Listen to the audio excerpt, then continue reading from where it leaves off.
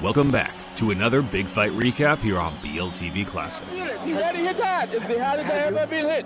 It is the hardest you're ever. The hardest on my whole career, man. On today's video, we rewind the clock back to Mike Tyson's 8th professional bout against Micheal Jack Johnson. A short, devastating encounter that resulted in multiple fractured bones for Iron Mike's overmatched opponent. Let's take a look.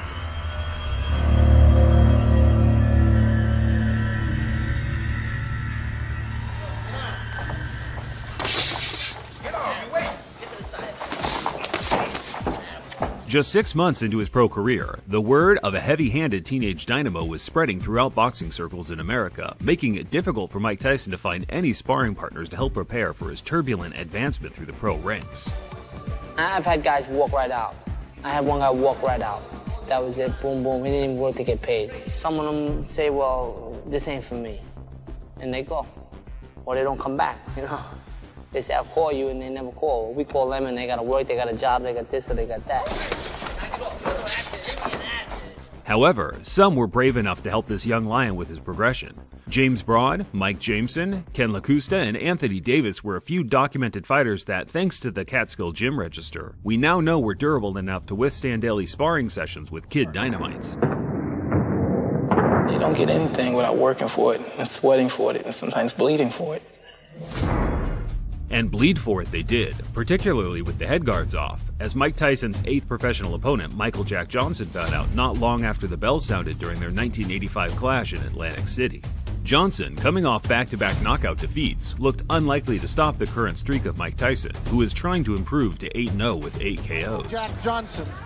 Yeah. Round number 1, scheduled 6, but hold on to your hats. Nobody thinks it's going to go that far. Up there he goes. He's just going to pull his way in. Those rights to the body. Left jab, right to the heart. Quickly want to point out, first fight for Micheal Jack Johnson in 2 years. I'm glad you pointed it out because down he goes. The left hook just buried him, dug him in the ribs. I think it was a Micheal left and a Jack right. Johnson went goodbye. A perfect weaving technique straight from the gym aided Tyson in scoring the first knockdown of the fight with a left hook to the body. To Johnson's credit, he made it back to his feet, but his inability to defend himself was always going to spell disaster. That left hook just caught him and sent him right to the handrail. 23-pound weight advantage, and he put it all there. The right to the head, and it's all over. Goodbye. The lowered guard of Johnson allowed Tyson to connect with a brutal, wide-open overhand right, fracturing Johnson's jaw and knocking out his 2 front teeth. He's still hurting. That jaw might be broken.